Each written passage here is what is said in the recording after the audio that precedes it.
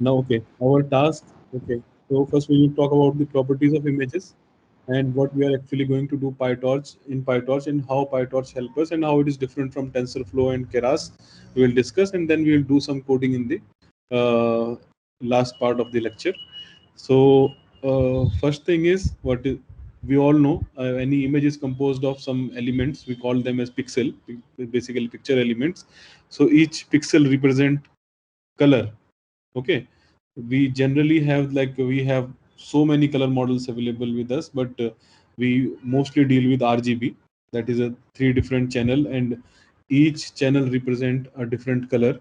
Okay, so okay, so what deep learning algorithm does for us, because we are going to implement deep learning algorithm using PyTorch, and first we should realize that why deep learning is required, why we need PyTorch, because we need deep learning, and why we need the deep learning, that we should understand. So just for example, if we'll take a image as an input, so what we are actually processing, we are processing a 3D array of numbers. Okay, 3D array, why? One array is R channel, one is G channel, and one is B channel. Okay, I think this many concept you might have already discussed. That's why I'm not going to details how they are arranged, how they constitute, they form a color. So I'm not going to that detail. If you have any question regarding image or like color models or channels, so you can ask. You are free to ask. But I'm assuming that this is clear to you, and just I'm going through a quick revision of all the things.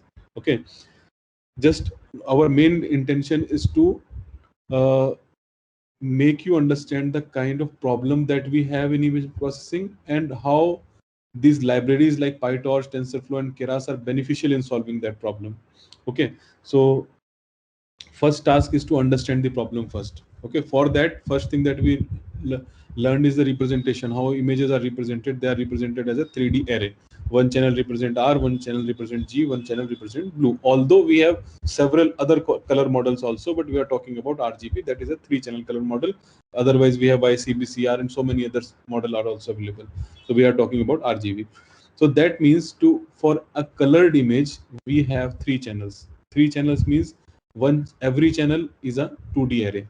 Okay, now we have 3 different matrices, you can say, stacked one above the other, and we have to process it to process an image. Now suppose our image dimension is 256 by 256. Then neural network, if you are aware about it, we have to feed our neural network as an input. So how many features will be there? 256 into 256, because a typical image size that we are considering is 256 by 256 into 3, means same arrangements will be repeated 3 times. So total number of features will be 196,608. So that is a huge number. Okay, so means it is not that much simple that directly we can compute this for any smallest to smallest operation. It will be very difficult. All the operations are going to be very critical. So fine, this is just an intuition, like how much data you are required to process. And just very quickly, I have finished. I would have given some more example, but as our time is already wasted. But fine, I think this is quite understood, as we might have gone through various computer vision lectures till now. Now let us have some intuition from the different perspective. To analyze, to understand any scene or any object or anything, any information in an image, how you can analyze or how a system can analyze, and how these two perceptions are different. Okay, how decision making is done, how to decide what kind of features are required to identify. Suppose I know that it is a duck. I know based on certain kind of learning, I can differentiate it from some other white color bird. Okay, because there are certain features in my mind that a duck look like this, which were being taught to me in my childhood, that it is a duck, it is a dog. Okay, dog looks different, but how it is different based on certain features. So for example, if suppose this is a duck or swan. Okay, so suppose you want to design a neural network, simply you think of like I want to make the machine learn like what it is. Okay, or simply you want to teach your machine, teach your computer what it is, there will be few features. You will teach your machine if there is a round elongated oval with orange protuberance, it is a swan. Also, this feature can be found in some other birds also. So the your neck has to be long and body has to be oval shaped. Then only consider it as a swan. So some feature you have decided in an image. Okay, if these three things are found, you can claim that it is a swan. Fine. Now, that is not the only image you have to process. Once you taught that thing to your machine, then what will happen? It can be in different form and different shape as well. Okay, how many different combinations, different uh, variations you will try, you will teach to your machine, and how you will teach.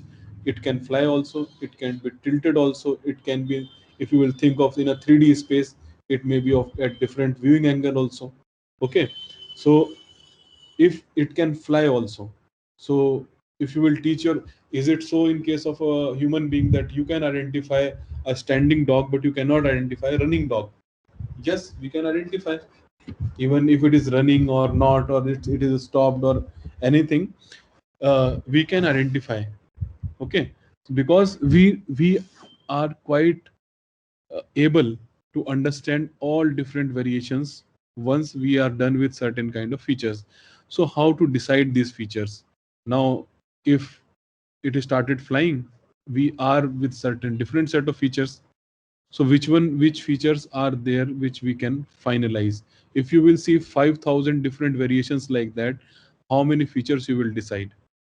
Okay, and it is very difficult for us to understand these characteristic features for any problem. Even you want a digit recognizer, you want basic classification task, you want maybe some higher level task, action recognition, activity recognition, you want these kind of things. Still, the kind of features and the number of features which is required is too large. Okay, also the features that you have decided can overlap with the certain other features. Like, you will say the swan has a white color body. If this is your one of the feature, then dog also might have a white color body. It is not a differentiating factor. If long neck is a feature, then giraffe can also have a long neck, and exact size of the neck you cannot define. Okay, because it is difficult to measure, because that length will depend on the distance from which you are taking your photograph. If you are taking a photograph from a long distance, the neck of the giraffe will also be very small in your image. Okay, so there are n number of features that are to be decided. So you can think like up to 2012, 13, 14, we are mostly working with the handcrafted features, and things were getting more and more and more complex each and every day. And it was very difficult. People were publishing papers by designing a new feature, but that feature used to give good result on the task and data set that they have decided, but they were not generalized. If they will be applied on some other problem, they will not give result at all. There will be lots and lots of wrong results. Okay, once deep learning came into picture, the problems were solved to a larger extent. Okay, see, this is just the variation. Okay, you can have different angles, different features, and different kind of things to consider to identify it is a swan. And even you decided every factor, then we have a black swan. Okay, then we have some toy like playing in the some water bag type swan. Okay, then there is a tent, swan type tent. So what it will lead? It will lead to a misclassification.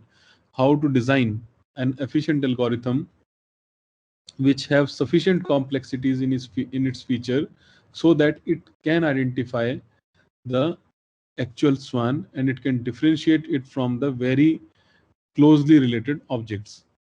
Okay, okay, so what we can do? So as I said, since 2012 there were various so sorry, before 2013 and 12 there were various handcrafted features, shift, fast, surf, brief, etc. Okay, but the problem was, as I explained, they were either too general or too over engineered. Okay, so we want a representation learning to learn features. Actually, what features are good for this problem, this should be decided by the machine. If we will do that many iterations in our own mind, it is going to take a lot of time. If we'll teach our machine to perform that many number of iterations and decide what is best, then we can sit at rest and our machine will do the task for us. It will decide that that long neck, round body, and orange protuberance, these are the features, or there are 10,000 more different features which can segregate it from the other kind of objects in the image. It will decide itself. So we are putting our machine on a task to learn on our behalf. Okay, so it will learn because image is a very complex data, and whatever way you employ, whatever way you deploy, you will take that much of time to think for every problem. Suppose I will give you 10,000 images, and out of that I will ask you, you identify the unique features with which I can identify a person playing cricket. Okay, so a person playing cricket, you have to identify. So how you will identify? You will see, okay, that person is in white t-shirt, he has a bat, he has a ball in his hand. But then you will find out lots of other people are there who just have bat in hand, and they are not actually batting at this moment. Okay, they are just going by, they are just passing by. There are various audiences who have a white t-shirt and some kind of bat-like thing in their hand. So it is very difficult. Out of 5,000 images, it is not at all possible that you can define 20, 30, or maybe 50 different things that can uniquely identify a cricketer in all those 5,000 images. It is very difficult. Okay, then the summary of all these things is that images are, first thing, images are three-dimensional array of features. Each pixel is a 2D space, contains three numbers from 0 to 255 corresponding to red, green, and blue channel. Often image data contains a lot of input features. Okay, so there are lots of input features for which you have to work on. Okay,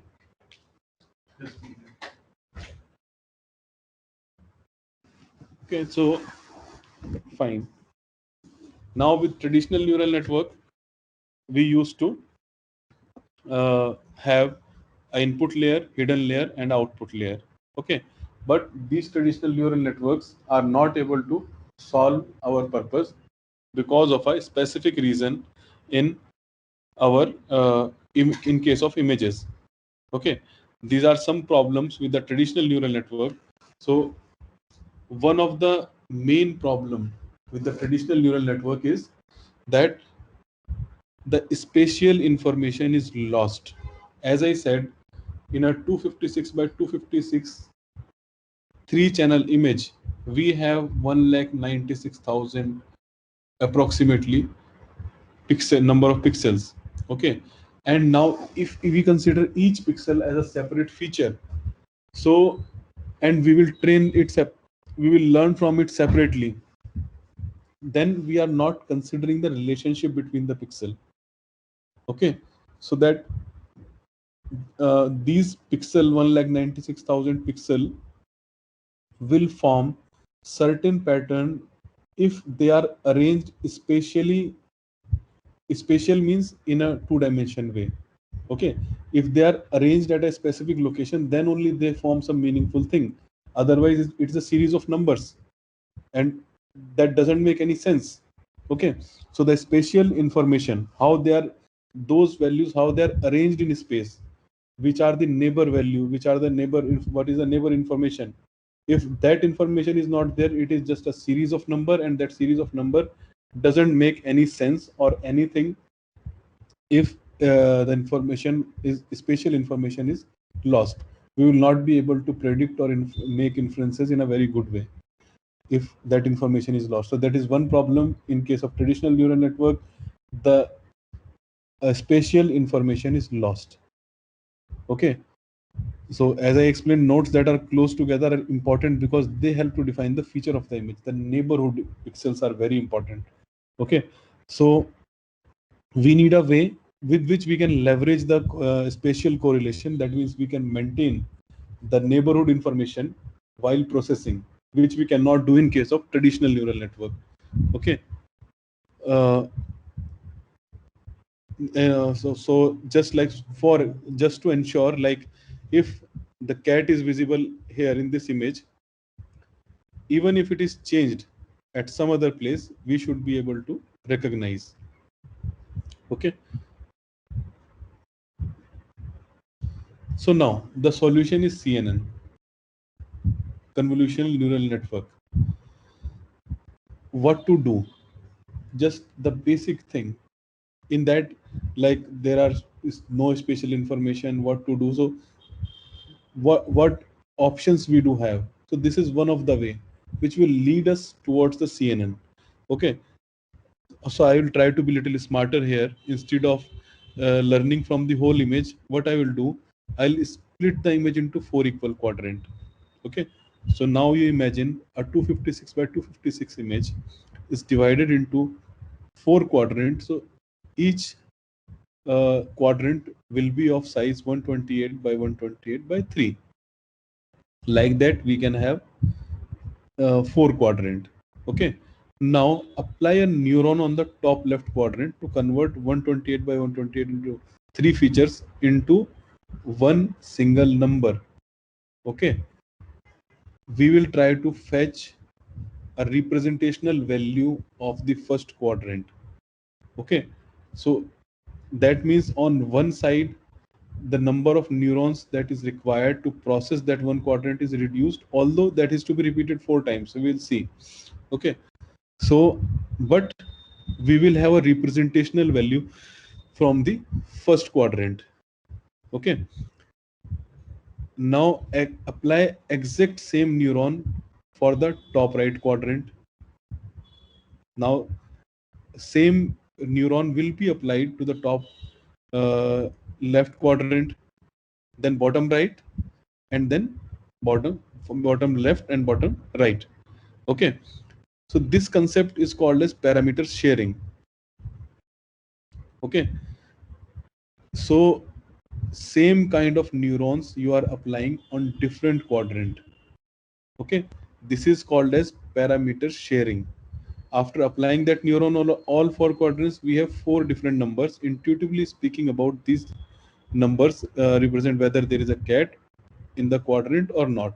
If you will apply the neurons that are being their weights, or neurons that are decided to identify that it is a cat, you applied the same on the first quadrant, then on the second, then on the third, and then the fourth. What is the outcome of this? You will get some score. The first quadrant is saying that it is 90% cat. Second quadrant is saying it is 1% cat. Third quadrant is saying it is 30% cat. Fourth quadrant is saying it is 1% cat. Okay, so what it means, the most prominent part of the cat is in 0.9. So like that, we are not required to apply different neuron to different part of the image. Similar neuron can be applied n number of times to the different part of the image. So basically now we are ensuring some spatial relation, and we are processing image information in the spatial way.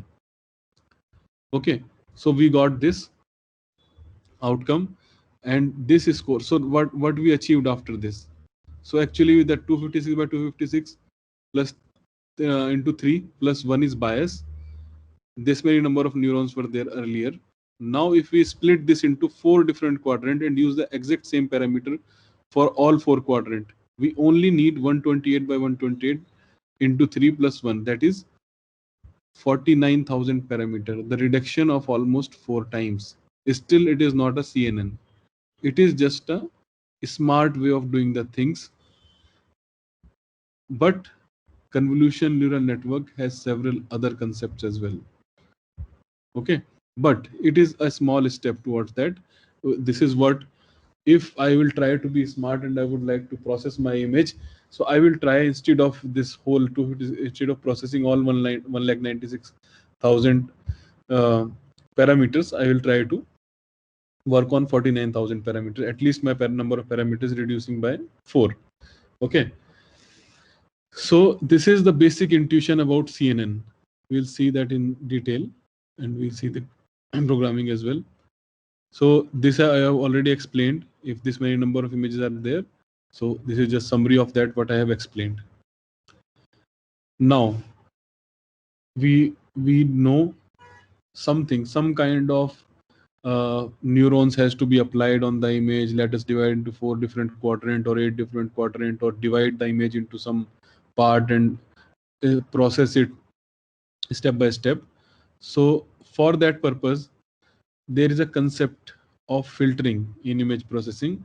I think you must be aware about the concept of filtering. We will take a patch, we will apply that on the image, like there will be a 256 or 256 image, and we will take a 3x3 or 5x5 patch, and we will apply that 5x5 patch on certain part of the image, maybe starting from the top, and we'll do some operation. It may be plus, addition, multiply, or something.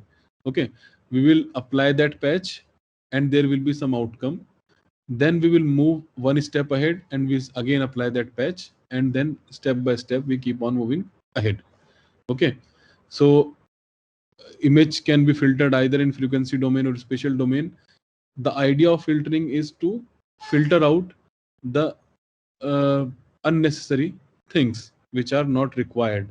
Okay, maybe the point of interest is the edge information only. Okay, in that case, I would like to I would like to avoid the consistent information or the constant information. I want wherever the change is there. Okay, if there is a clear cut difference between the surrounding neighbor and the current neighbor, then certainly there is some change in the perception there. If in a checker box some box is white and some boxes are black, so how you can identify the line? Where there is a sudden change like black to white, and that means line is there only. So that is the basic concept of finding edges. Okay, and we can enhance these edges, we can enhance this information by multiplying each patch. Like you can have a Sobel filter, so many filters are there to enhance the information. You can apply that, and you can enhance the middle value, and you can suppress the side value, and you can enhance the information that you want actually, or you can suppress also. Okay, for example, this is one of the filter. This is a mean filter, and this is Laplacian filter. Okay, so Laplacian is basically used for enhancing the edge information. Wherever it is there, you think the central pixel will be multiplied by 4, and the surrounding pixels will be multiplied by -1. Okay, so surrounding pixel will reduce, central pixel will enhance. In case it is already an edge, it will enhance more. Okay, so and surrounding pixel will suppress, so your edges will be enhanced more in that case. Okay, now what is convolution? The basic of convolution. So that whatever we have discussed till now, that is a very quick and brief overview of the filtering. Now convolution is basically a way to conduct this linear filtering. Okay, what we do in convolution basically is a concept of functions where you can combine two different functions. Okay, if you will read signal processing, you will find lots of things about convolution there. So convolution basically is a neighborhood operation in which each output pixel is weighted sum of the neighboring input pixels. Okay, the matrix of weight is called convolution kernel, which is also known as filter. So our whole task is to identify the right filter. Whenever we are saying we have to identify weights or something in our neural network, our main task is to uh, identify the correct filter that I will apply on that image. Like on a, that we divided that cat image into 4 different parts, and I have a patch of size 3 by 3, and if I will apply, or maybe 5 by 5, if I'll apply that patch on that particular part of the image, the outcome will be enhanced information about cat. Okay, so that I can take a decision that it is a cat or not. So uh, our main purpose is to find out the correct filter. As I said, Laplacian is one of the filter, Sobel is one of the filter. Okay, so in that case, our task is to identify these filter. Now, what is convolution? Convolution is basically combination of two different functions, but in case of images, the convolution is a very simple operation, because we use the modified form of the uh, convolution in a way that we have to actually rotate the kernel 180 degree, that is the filter, about its center element to create convolution kernel, then slide the center element of the convolution kernel so that it lies on the top of the element, then multiply each weight in the rotated convolution. So what you have to do, you have to take a 3 by 3 patch and you just have to multiply it, dot product, simple. Okay, there will be some outcome, and that you will consider for the further processing of the image. If there is an edge, it will enhance. If there is some corner, it will enhance. If there is some uniform area, it will suppress. Okay, so this is some basic representation of the convolution. So this is an image here. Okay, if we will apply this filter on the central pixel 3, okay, so what it will become, it will become sum of all, like -1 into 3 plus 0 into 0 plus 1 into 1 plus -2 into 2. So if we'll multiply and sum all, the output will be -3. So the value of this pixel will be -3. So like that we will decide for all. Okay, so the convolution is a way of doing linear filtering, and linear filtering is a way to find out information from the image. So basically, earlier we used to do this kind of even now also in frequency domain, but after this convolution came into picture, we are able to do this filtering in the spatial way, only spatial way, and it is efficient as well. Okay, then CNN we will talk about. It is not only for image processing, the same concept is applicable in so many different fields, so that you can go through. I'm not going to details of all these tasks. What are these? Then image analysis, I have already explained. We have to, the summary of the literature of the lecture till now is, we have to take a filter, we have to apply it over the image, and we have to move that filter in some direction so that we can decide the each value of each pixel after the filtering. Okay, so again, to summarize, why CNN instead of MLP, I have given one example. This is another example. If you are not done with that, I can explain. Otherwise, just we can pass it on. This I have explained. Position can change. That is, special information can. One is the size. Images are big. Position can change. Okay. So always remember these two things whenever someone asks why CNN, why not traditional neural network. There are two basic reasons. One is the size of the data, which generally everyone knows. Second one is quite important, that the spatial information is lost, which is quite important, and it is important to learn also how spatial information is being lost, because there is no connection between the network within the same layer. Okay. Okay, so what is being done till now, that traditional neural network do not scale well for images.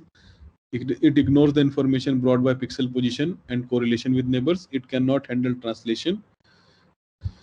Now, the general idea of CNN is to intelligently adapt to the properties of images. Pixel position and neighborhood have semantic meaning. Element of interest can appear anywhere in the image. Okay, this is what we should think. Okay, so why convolution? Two reasons. One is parameter sharing, other one is sparsity of connection. Okay, I have already explained this part. Now, what is convolution neural network in detail? We have read about convolution. Convolution is a way of linear filtering in an image. Now, what is convolution neural network? It is not only about doing convolution in the image. Okay, the network means it will have some predefined layers. You can define your own layer as well. So, but it has convolution. Some very famous layer are ReLU, pool, fully connected. Okay, some other, even you can use alternates of that for leaky ReLU, for pool, average pool, max pool, min pool, like that. Okay, so each layer accept 3D volume and transform it into output 3D volume through a differentiable function. Okay, each layer may or may not have parameter, like convolution fully connected layer do have parameter, and ReLU and pool layer don't have any parameter. Okay, so these parameters are called as hyperparameters. Okay, then last layer is our fully connected layer, in which we will get the final outcome of the result. So this is the convolution operation demo, how it is being done. If it is visible to you, you can just see. Like this, it moves from left to right and top to bottom.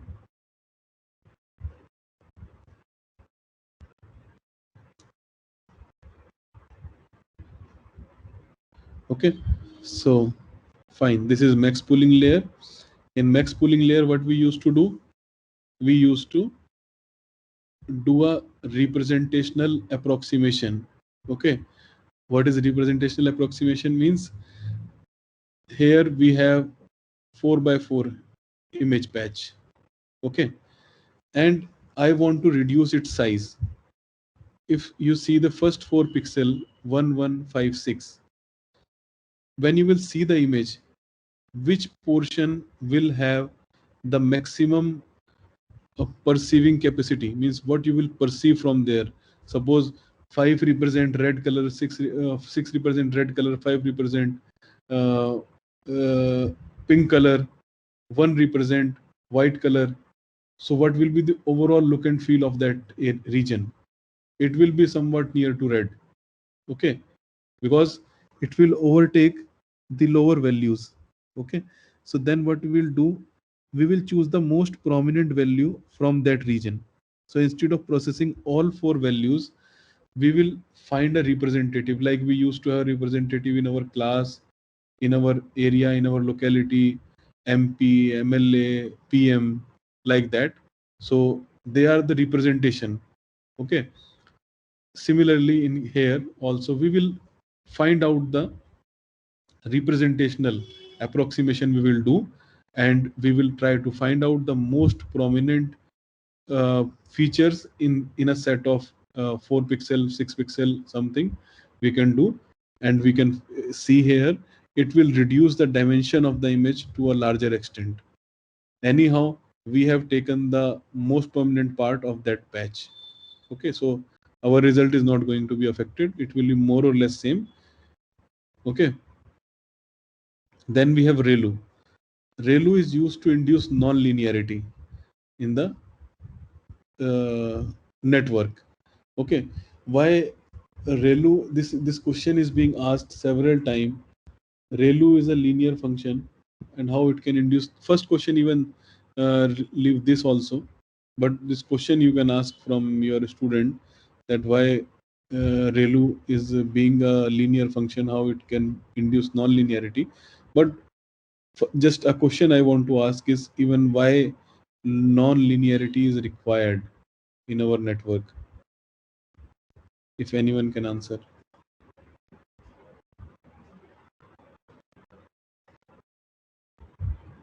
Why non-linearity is required?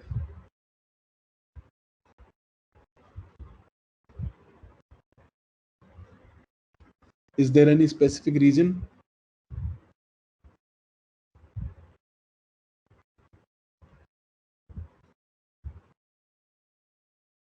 Hmm. No answer.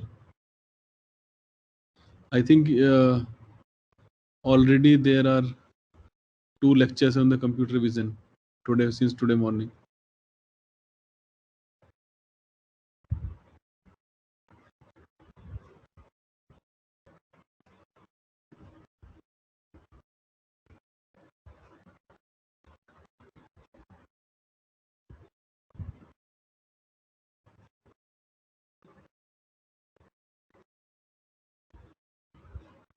So Praveen sir, mic is provided to you.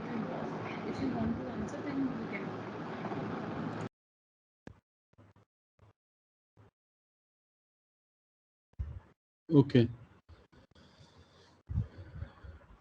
okay, okay. Fine. Someone raise hand. Purveen Kumar Gupta. Yes, sir, I have provided the mic also.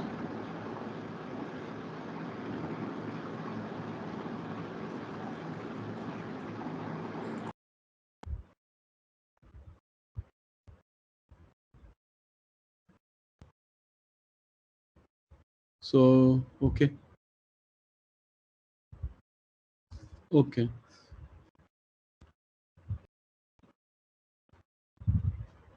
No answer. Fine. If you have question, still you can ask. Okay, chalo. I will explain why non-linearity is required. No problem. Non-linearity is required because a linear function cannot fit the complex values. Simple answer. Okay, suppose I will draw a straight line, as you can see the graph of ReLU here. Okay, and I have n number of points. So can I segregate that either they belong to that part or this part?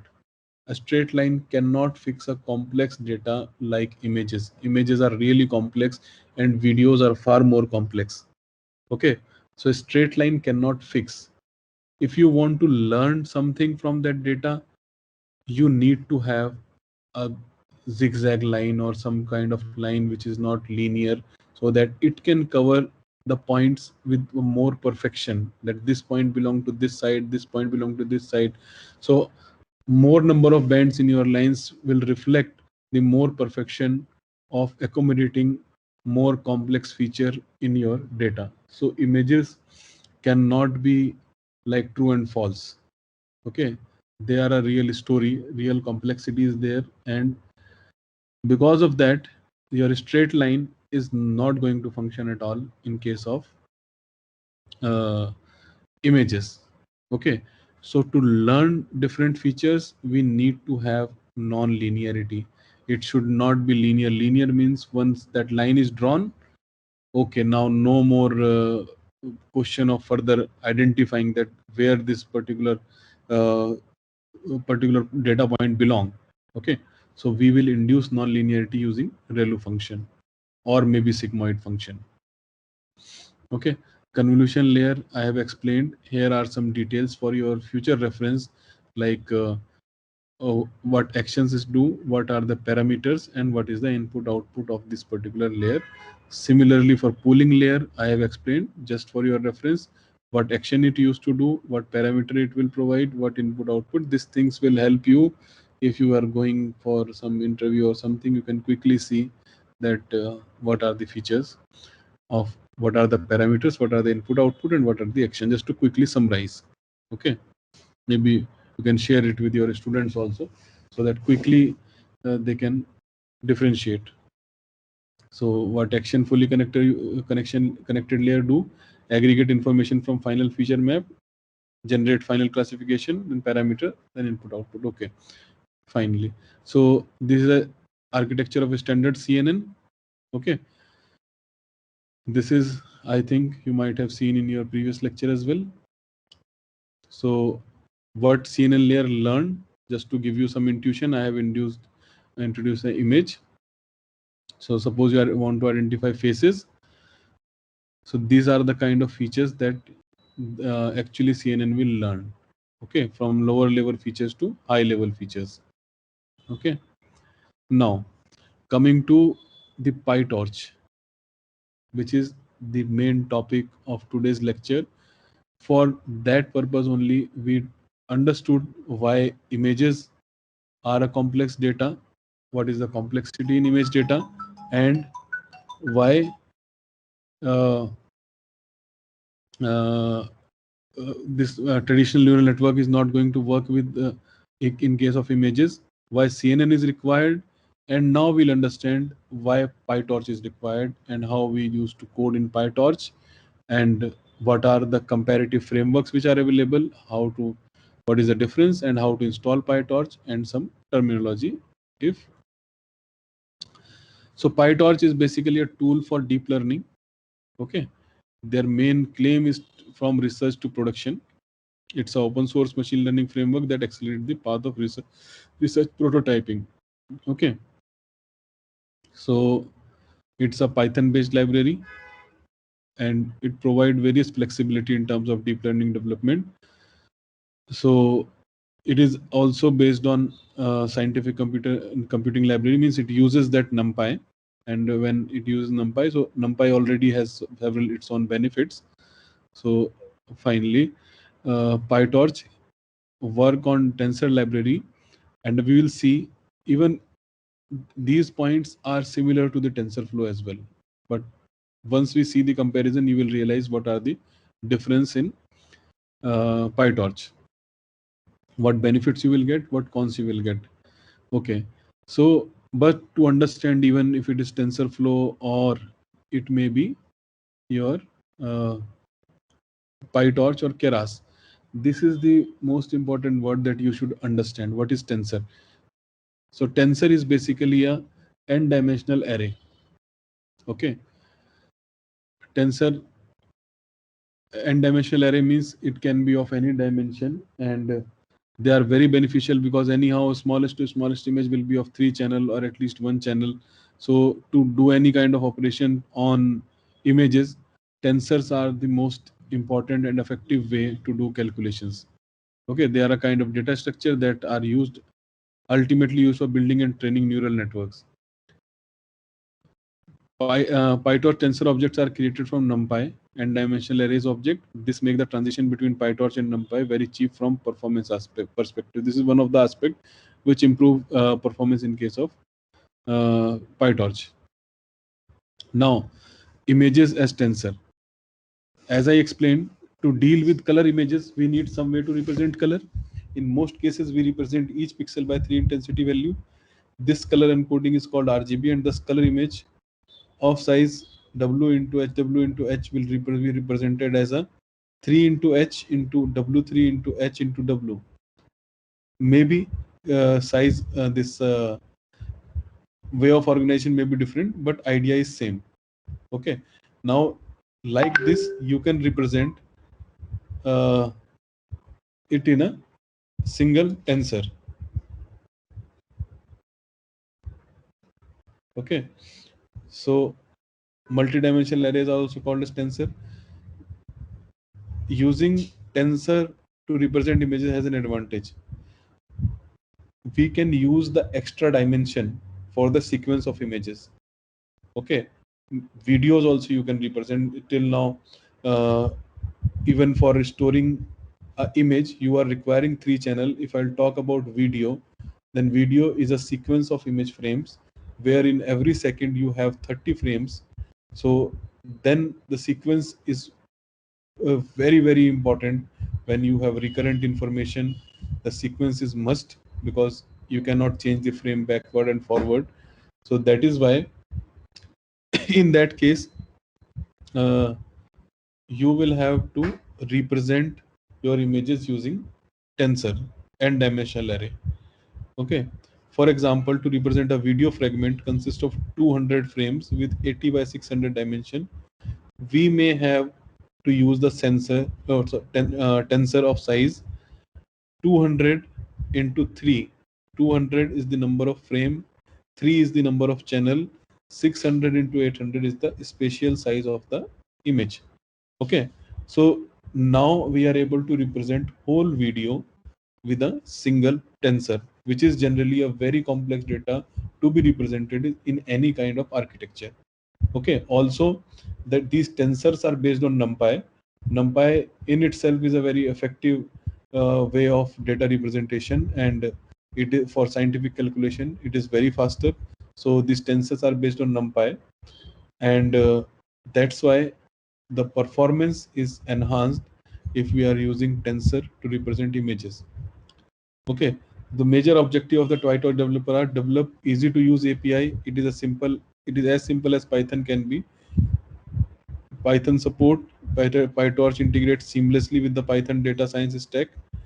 Dynamic computing graph. PyTorch provide a framework for creating computing graph. Now, this is the most important and differentiating point in case of PyTorch and TensorFlow. TensorFlow is based on the static graph and PyTorch is based on the uh, dynamic computing graph. Okay, and what are computational graph? If you are not aware, you must read about it. What are computational graph? Because whole TensorFlow and your all machine learning libraries and machine learning algorithms or programmings are based on, even it is Keras, TensorFlow, ThenNeo, CNTK, or your PyTorch, all are based on computational graph, because normal calculations will be very complex in case of images and videos. So what they do, they form a tree-like structure, okay, a graph, basically computational graph, and they perform calculation at a time. Okay, there will be a tree, like there will be 5 at the top, then there will be a plus sign, then 3 and 2. So then first this 3 plus 2 will be summed up, and it will be summed up to the further tree node. Like that, there is a computational graph. But the problem with TensorFlow is it has a static computational graph and PyTorch has a dynamic computation graph. Okay, so this point you always remember, the dynamic computational graph. So regarding history of PyTorch, PyTorch was launched in October 2016 as Torch, and it is operated by Facebook. Okay, TensorFlow is from Google. Facebook also operates Cafe 2, which is being widely used, uh, and but little difficult as well. It was a challenge to transform model defined by PyTorch into Cafe 2. Cafe 2 always have this problem of interoperability. It is very difficult to install in Windows system. If you will try to install, then there will be some library issues, version issues. So then PyTorch, and Cafe was also from Facebook, but it was very complex one. Although it was very successful on the Linux platform, but for Windows it was always a problem and challenge. So to this end, Facebook and Microsoft invented an open neural network, ONNX, in September 2017. Simply, ONNX was developed to convert model between frames. Cafe 2 merged in March 2018 in PyTorch, which facilitates the construction of an extremely complex neural network. Okay, so ONNX, also now you understood what is ONNX, and it is developed by Facebook and Microsoft together. Okay, so this is okay. So Torch was basically designed with 3 key features in mind. This is quite simple: ease of developing numerical algorithm. It can be easily extended. It's fast speed. So PyTorch is equally challenged by TensorFlow and Keras. PyTorch is like NumPy in the way that it manages computation, but has a strong GPU support. Similar to NumPy, it also has a C backend, so they are much faster than native Python libraries. So here is a comparison of Keras, TensorFlow, and PyTorch. So now your Keras, TensorFlow, and PyTorch are 3 different uh, frameworks, you can say, for any computer vision or any machine learning library, any machine learning program. So what is the difference? Basically, competition here is between TensorFlow and PyTorch. Keras is now already included in TensorFlow in the latest version. So now Keras is by default a part of TensorFlow now. But what Keras does, Keras is a high level API. Okay. And PyTorch and TensorFlow are low level API. Keras is built over TensorFlow, and it provides certain libraries by using which you can access the underlying TensorFlow functions and classes. Okay, as Keras, first you consider Keras and TensorFlow, then we'll compare TensorFlow and PyTorch. So Keras you consider like a jQuery. If you are aware about jQuery, then jQuery is a library built over JavaScript. So the underlying code will always be JavaScript, but in JavaScript you have to write more. In jQuery you will find out certain ready-made things. So similar way in Keras, you will find various ready-made options, ready-made blocks that you can directly use, directly employ, and directly uh, utilize in your program. So it is very easy to program in Keras, but Keras is not a full-fledged framework from within. Internally, either it will use TensorFlow, either it will use CNTK from Microsoft, either it will use Theneo, either it will use Cafe, something it will use at the backend, but it will provide a wrapper above that. Okay, so there is no comparison between Keras, TensorFlow, and PyTorch. The actual comparison is between TensorFlow and PyTorch. Okay, Keras is a high-level wrapper. Okay, and also it is not a library on its own. It is now merged with the TensorFlow. Okay, so now directly if you are using TensorFlow, you can use Keras. Now the actual comparison is between TensorFlow and PyTorch. So what is the difference? Just a minute.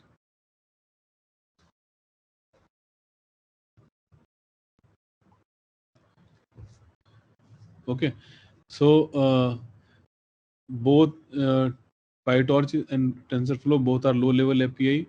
Speed in case of both is fine. In case of Keras, it is slow. Architecture in case of TensorFlow, it is little bit difficult, but in case of PyTorch also, it is not easy. Okay, debugging is difficult in TensorFlow, but in PyTorch, your debugging is good because it directly uses Python debugger. Okay, PDB it uses in PyTorch. Dataset compatibility, fast speed and large dataset. Popularity rank, one is Keras. Of course, Keras is easy to use, easy to program, even anyone can code. Then TensorFlow, then third is PyTorch. Uniqueness, object detection functionality. In case of PyTorch, it is flexibility and short training duration. Created by Google and created by Facebook.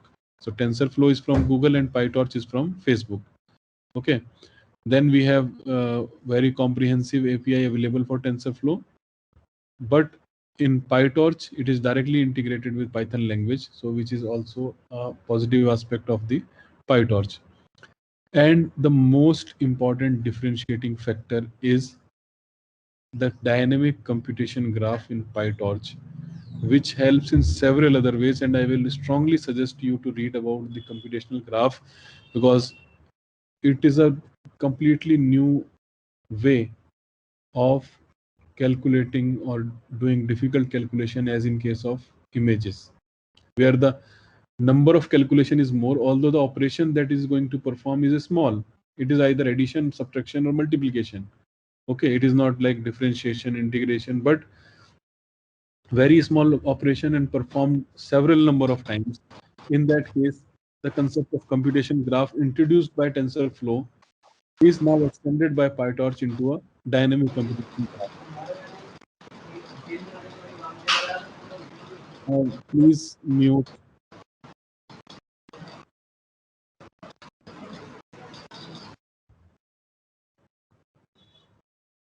Okay, thank you.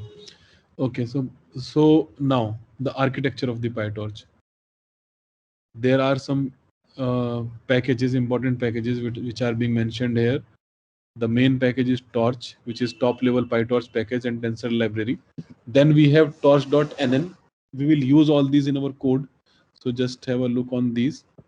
This is torch.nn contains modules and extensible classes for building neural networks. So if you want to build a neural network, you have to import torch.nn. Then we have torch.autograd. It is also a sub package that support all the differentiable tensor operations in PyTorch.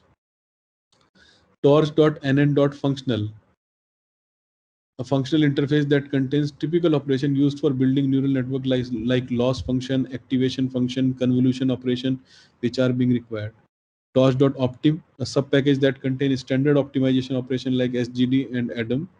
This is for optimizer. Then utility class like dataset and large data loaders that make data pre-processing easier. Then we have Torch Vision, a package that provide access to popular dataset, model architecture, and image transformation for computer vision. Okay, so now how to install PyTorch. This PPT I will share, and you can download. You will find the link, and you can download and install using Anaconda, or maybe standalone also. I will suggest to install with Anaconda, which is the best way to manage all the libraries of the Python and all the codes together. Okay, so then you can go to PyTorch site and get started locally section.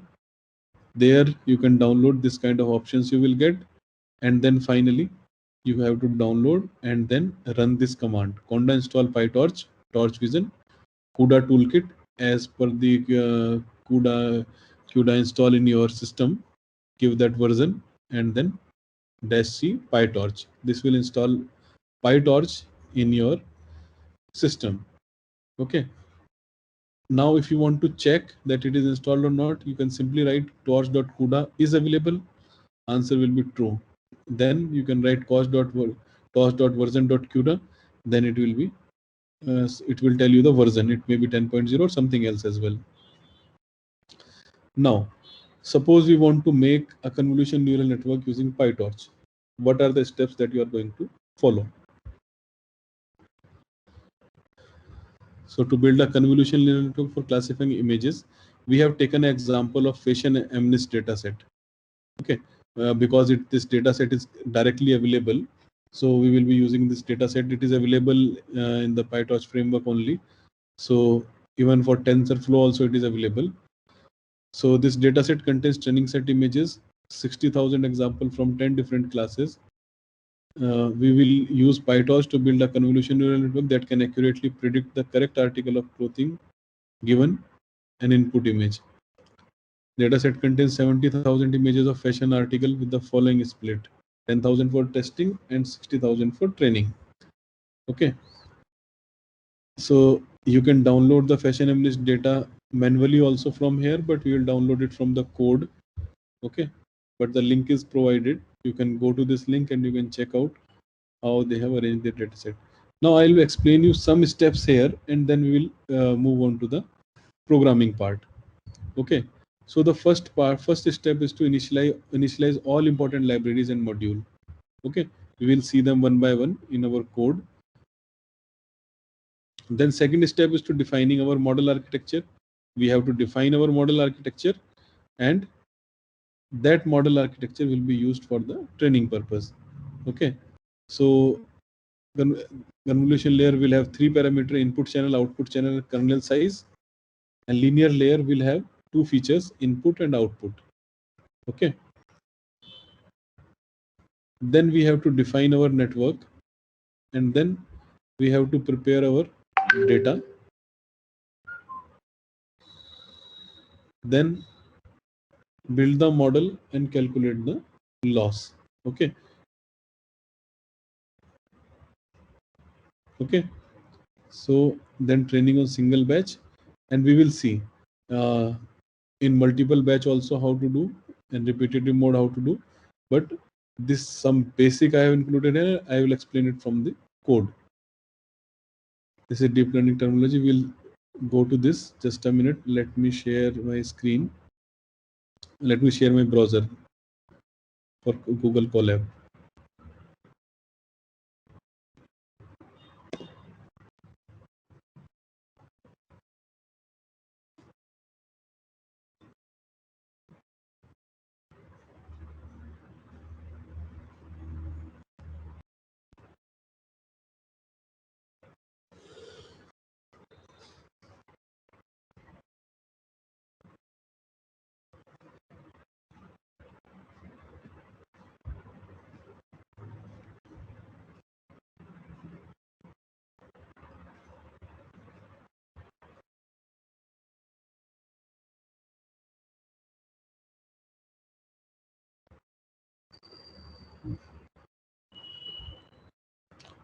Is it visible?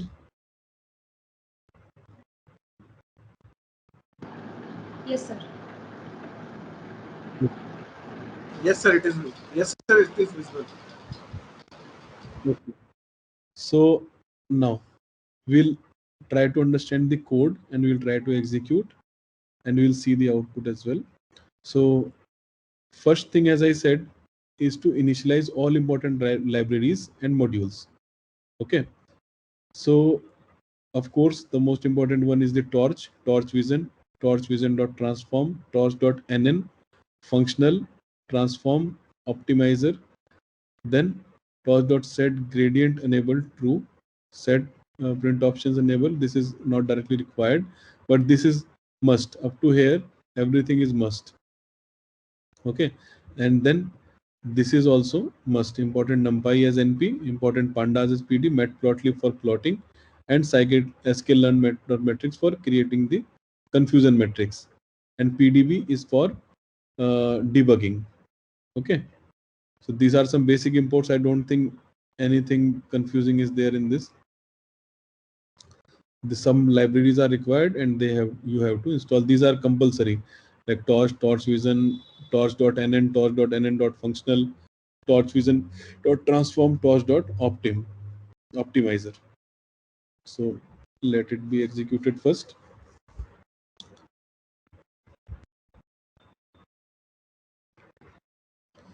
So this is done. So that means all libraries are imported. But before of this, you should download and install all the torch library as I told in my PPT. Okay. Then second task is to define a network. Okay. Network of course is required. So we are defining very simple network here. Uh, See, it is so simple. You define a class network, and here you pass nn.module, and then you have to define this. This is the standard way of defining a class, and then self dot convolution, one convolution layer, another convolution layer, input channel 1, output channel 6, kernel size 5. Okay, if output channel of this layer is 6, then what will be the input layer of convolution 2? It will be the output of this channel. So that's why input channel 6, output channel 12, kernel size 5. Okay, then we have uh, two fully connected layer, nn.linear, where input feature is 12 into 4 into 4, output feature is 120. If output feature is here is 120, the input feature of the next layer will be 120 and output feature will be 60. Okay, then finally output, it will be input feature is 60 and output feature is 10.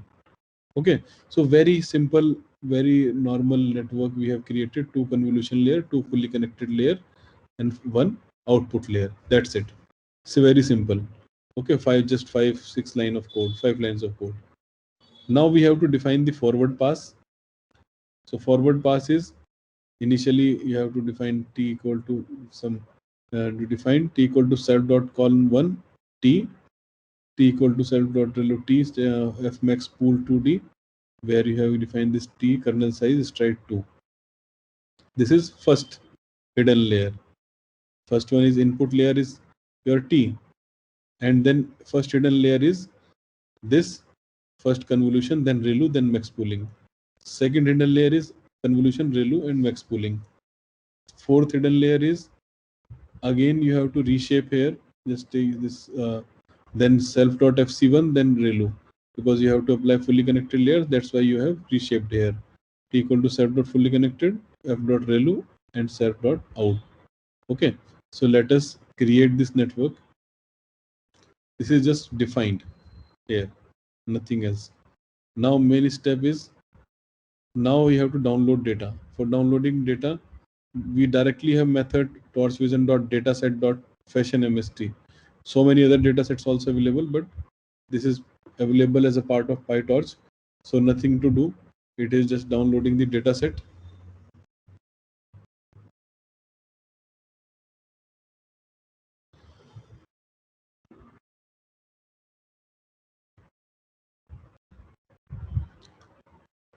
Okay. Now model is defined. Now let us build that model and calculate the loss. Okay, so network equal to network, train loader equal to torch.util.data loader train set, batch size 100 we have given, batch equal to next iteration train loader getting a batch. Okay,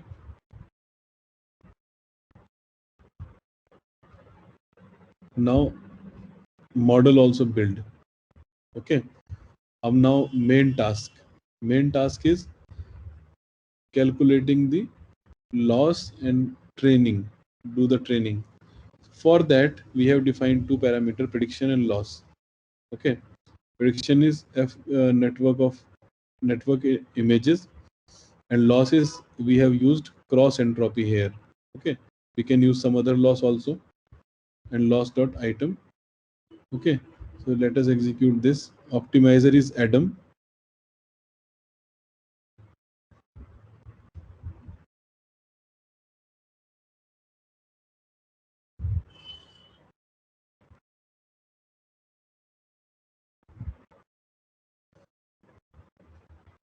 Okay, it is done. Now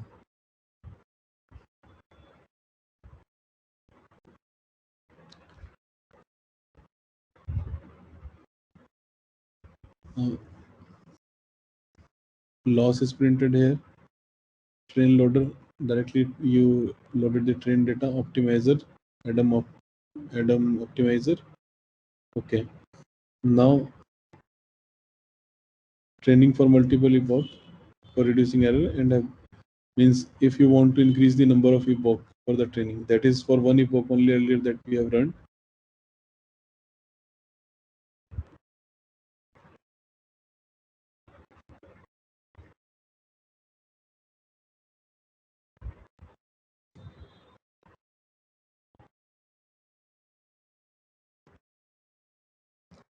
So it will take some time.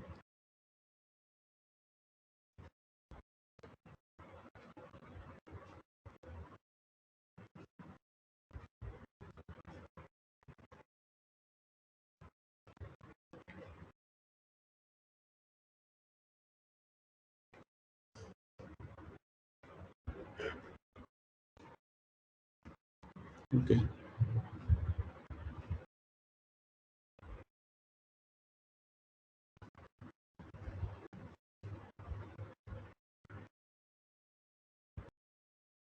this is for the prediction. I'll share this code with you, and you just keep on seeing this side by side, and if you want to ask anything, you can just ask right now. Here we are doing it for 10 epochs. Earlier we have done for one epoch only, and here total correct are this many and loss is this much.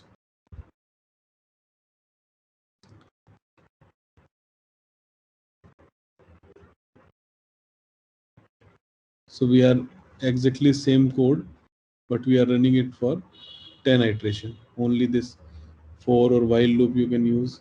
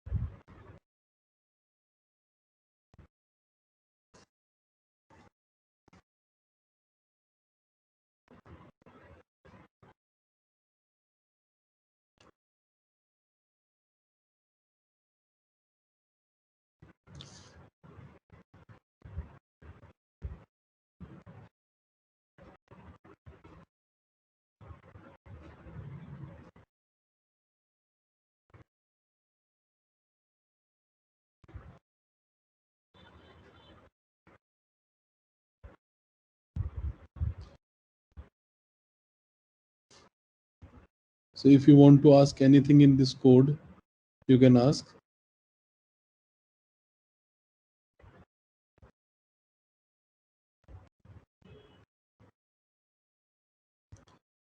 You can notice here the loss is reducing with each epoch,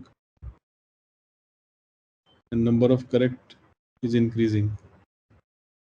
From 351 to 193 it has decreased, and with every epoch it will come down.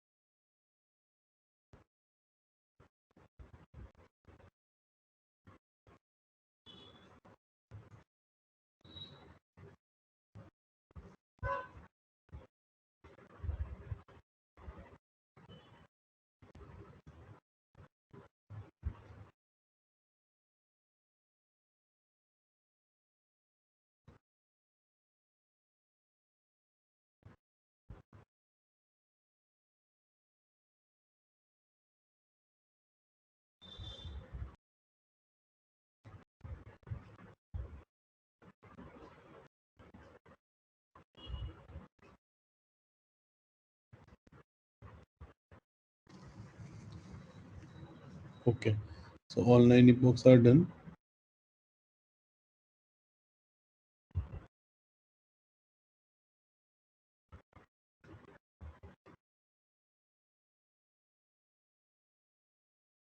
So now let us build the confusion matrix, which is for which we have used this library.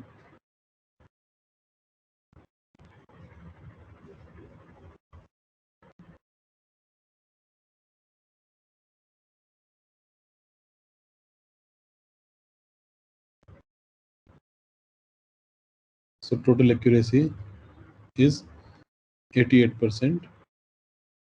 Now let us plot the confusion matrix.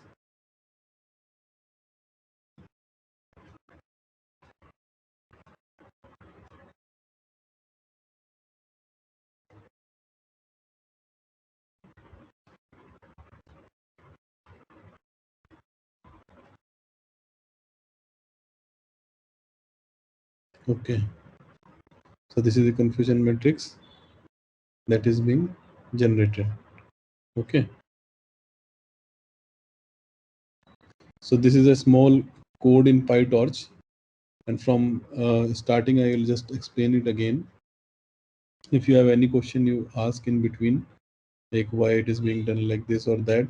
So basically you have the concept of computational dynamic computation at the back end, and that is differentiated from the TensorFlow.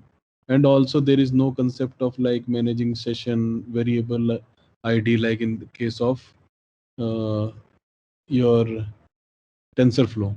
Okay, just you have to directly first import is anyhow it is required. Some required libraries are to be imported, whatever it is required. Then you just have to define your model architecture and your forward pass. Okay, very simple architecture we have defined, and for this also we directly have a torch.nn class .nn package. Inside that all the layers are available. Is it convolution or linear or something, it is available, and directly you can use them. nn.conto, nn.relu. Okay, similarly now in forward pass we have used simply see there is no version of no use of session or something. Okay, then here you defined in one forward pass how many layers will be there. Okay, what layers will be there? 2 3 6 different layers will be there. First is simple input, then second is convolution relu max pooling, then third is convolution relu max pooling again. Fourth layer is fully connected, fifth layer is fully connected, and last layer is output. So you have defined the forward pass here. Then you have downloaded dataset, for which we have very nice datasets available in PyTorch, and directly you can use data loader or the here fashion for MNST directly method is available, and you can download it from the actual site. Okay, So it is downloaded correctly, no issues. Then we have to build the model and calculate the loss. For that, we have defined a train loader, which will load the data from the data set directly. See, you need not to specify any path or something. You directly have to write torch.util.data loader train set. Okay, because it will directly come from the data set that we have imported. And batch size you have to define. Then batch equal to next iteration train loader. In next iteration of the train loader, then images and label equal to batch. Now calculating the gradient, updating the weights, and retraining. This is the actual training part. Okay. So now you have in prediction and loss two functions you have taken. Then loss dot backward, this you have to provide, and this gradient dot shape, and then optimizer you have to define. These three steps are compulsory. After that, this is for one epoch. Just you have to run all these things. But for multiple epochs, you have to just write, where is that code? This is that code. This one. Same code, and you have to run it 10 times or 20 times, means any number of time you have to run. Only thing is, before every iteration, they are making total loss equal to 0 and total correct equal to 0, so that they won't add up. Okay. And you are in batches, you are calculating is correct and printing it, and then building a confusion matrix, which is available here. Okay. So that's all from my end. It was a little bit quick, but as we wasted some time in the beginning, so that is why we have to be a little quick in that. Okay. This code I am going to share with you, and you can ask questions. Even now you can ask, or even later on also you can share. But this is a one standard code in PyTorch. If you will start working on this, this is very simple, very straightforward. No need of any comparison like what I would have done in TensorFlow in place of this. You want to learn PyTorch, you learn PyTorch. And frankly speaking, there is no much difference in PyTorch and TensorFlow. The difference is in terms of computational graph. Still PyTorch, still TensorFlow is the number one choice of the people. And now as Keras is also included in the TensorFlow, the programming is also very easier in TensorFlow. Okay, my personal choice is also TensorFlow. But for a small implementation, a small prototype creation, faster manner, this PyTorch is good. So that's all from my end. If you have any questions, you can ask. Otherwise, this time stopping to share. Sir? Yeah. Sir, here in the RGB image analysis, we have three channels now, RGBN. Yeah. Generally, we'll give the input as the RGB along with the three kernels, where height and width of the image and the three. For Yeah. three channels, we are doing. Is there any possibility to do only one channel, selection of the one channel with this? Yes, you can give one channel. Instead of pre-processing, generally we will do the pre-processing. We will extract the only green channel or red channel. We'll give the input as a. Yeah. Instead of that, directly can I use or can I specify the only one channel for the CNN? Yeah. In this network only, if you will see, the first layer, the number of channel is 1, because the images are grayscale itself. So grayscale images are one channel images. There is no RGB. Then So, yeah. there we need to convert from the RGB to grayscale, no sir? Yes. So RGB, if we will convert RGB to gray. I don't want to convert from the RGB to gray, but directly Yes. I want to give the RGB. But Yes. I want to instruct the CNN to select the only green channel. You can divide your image into 3 different channel, and one of the channel you can use even parallel convolution. You can apply in all 3 channel. In one of my paper, you will find that kind of architecture. That is, I think TSNet paper is there. So you can check my papers. In one of the paper, I have done that multi-channel convolution. That concept is called as multi-channel and multi-scale convolution, where we apply convolution in different channels, Okay. RGB. Okay, if you will take out R from your RGB channel, it is equivalent to a grayscale image. That means that particular R channel is from 0 to 255. That's it. Yes, So, sir. but perception wise, it may look red because it is more on the red side. Okay, but Okay. it is equivalent to that grayscale. On a grayscale channel image means what? 0 to 255 intensities. That's it. And in one channel of that image also, the intensities will be 0 to 255 only. So you can give, no problem. You can divide that. There are directly methods available, and this concept is called as multi-channel convolution. Not only you can even this method is more beneficial if you will go to other color models like YCBCR or other color models you will choose. There it is like HSV, hue, saturation, and value. Okay, where hue mostly represent the more information. Okay, hue actually decide the color.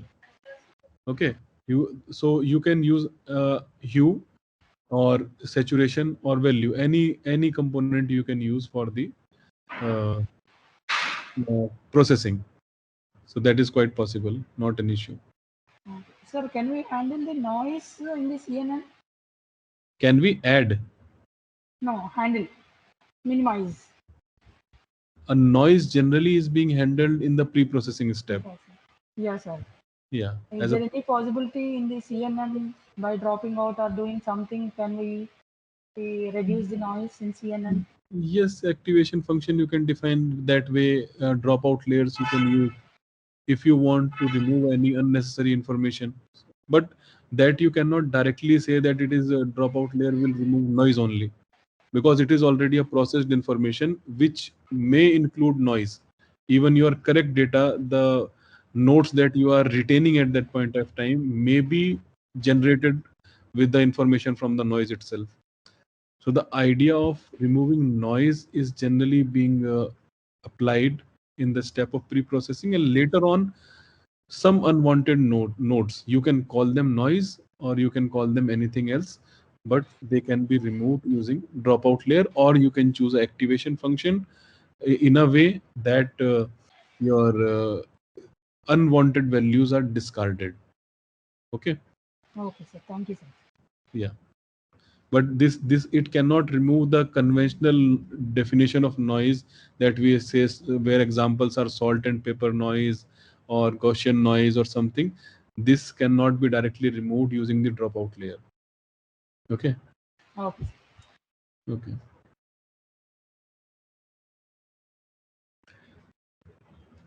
Any other question? Am I audible, ma'am? Yeah, you are audible, you can ask. Thank you, sir.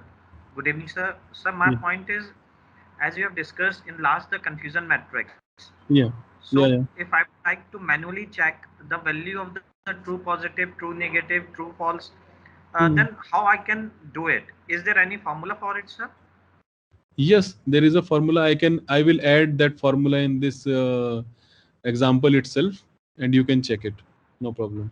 Thank you, sir. When I'll share, I will put that formula so that you can get each value separately. That is what you want. Yeah, exactly. Yeah. For the F1 scores or for the other parameters, if Yes, I would yes. like to calculate manually, then I need that particular formula. Yeah, It's yeah, yeah. really Yeah, I will add that before sharing. In fact, I was writing that, but actually it was already 2:30 by the time, and I stopped writing the code at that time. But next step was that only. You are right. It is required, and I will write and I will send you. No problem. thank you, sir. Okay. Thank you. Okay. Yes. Now we can find out if there are no any questions. And Dr. Sachin has explained really nice way.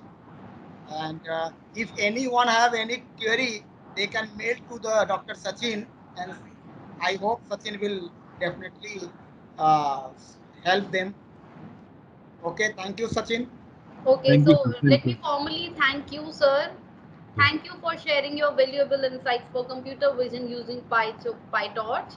We hope participants have learned something new and this will definitely help them in their research work. Thank you, sir.